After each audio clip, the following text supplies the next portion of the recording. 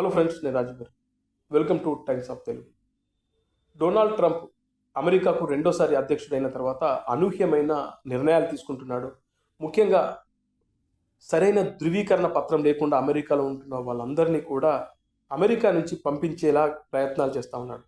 భారతీయులు ఎవరైతే సరైన ధృవీకరణ పత్రాలు లేరో వీళ్ళందరినీ కూడా ఇండియాకు పంపించేందుకు ఏర్పాట్లు జరుగుతూ ఉన్నాయి. దాదాపు ఇప్పటికే 1700 మందిని అమెరికా నుంచి ఇండియాకు పంపిస్తున్నట్లుగా, ఒక ఫ్లైట్ కూడా ఆల్రెడీ బయలుదేరినట్లుగా అమెరికాకు సంబంధించినటువంటి ప్రభుత్వం ఒక ప్రకటన కూడా చేసింది. ట్రంప్ అమెరికా నూతన అధ్యక్షుడిగా బాధ్యతలు చేపట్టినప్పటి నుంచి కీలక నిర్ణయాలు తీసుకుంటున్నారు. ముఖ్యంగా అక్రమ వలసదారులను లక్ష్యంగా చేసుకుంటున్నారు. అమెరికా చరిత్రలోనే అతిపెద్ద బహిష్కరణ ఆపరేషన్ జరుగుతుంది. అక్రమంగా ఉంటున్న వారిని గుర్తించి అధికారులు ఆయా దేశాలకు ప్రత్యేక విమానాల్లో తరలిస్తున్నారు. ఇక రీసెంట్గా భారత్కు చెందిన అక్రమ వలసదారులతో కూడిన విమానం ఇండియాకు బయలుదేరింది.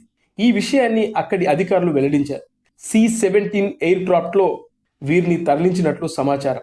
భారత్కు చేరుకోవడానికి 24 గంటల సమయం పడుతుందని అంచనా. అయితే ఎంతమంది వలసదారులను తరలిస్తున్నారనే విషయంపై క్లారిటీ లేదు.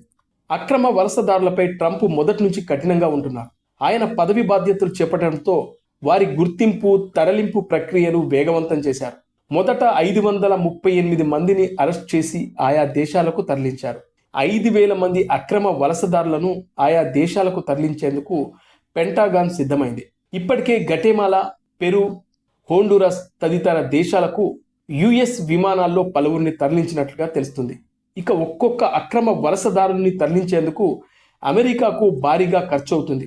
ఒక్కో వ్యక్తిపై $4,675 అమెరికా ఖర్చు చేస్తుంది. ఇక అక్రమ వలసదారులపై అమెరికా అనుసరిస్తున్న విధానాల పట్ల ఇప్పటికే భారత్ తన స్పందనను తెలిపింది. అక్రమ వలసలను తాము వ్యతిరేకమని, ఈ అంశం అనేక రకాల వ్యవస్థీకృత నేరాలతో ముడిపడి ఉంటుందని, వీసా గడువు ముగిసినా లేదా సరైన పత్రాలు లేకుండా భారతీయులు అమెరికాతో సహా ఎక్కడ ఉన్నా వారిని తిరిగి తీసుకువచ్చేందుకు వీలు కల్పిస్తామని భారత ప్రభుత్వం స్పష్టం చేసింది. యుఎస్లో సరైన ధృవపత్రాలు లేకుండా భారత్కు చెందిన వలసదారులు 7,25,000 మంది ఉన్నట్లు సమాచారం. వీరిలో 18,000 మందిని భారత్కు తరలించేందుకు అమెరికా ప్రభుత్వం జాబితాను రూపొందించింది. మెక్సికో, సాల్వెడార్ ప్రజల తర్వాత ఎక్కువ మంది ఉంది భారతీయులే.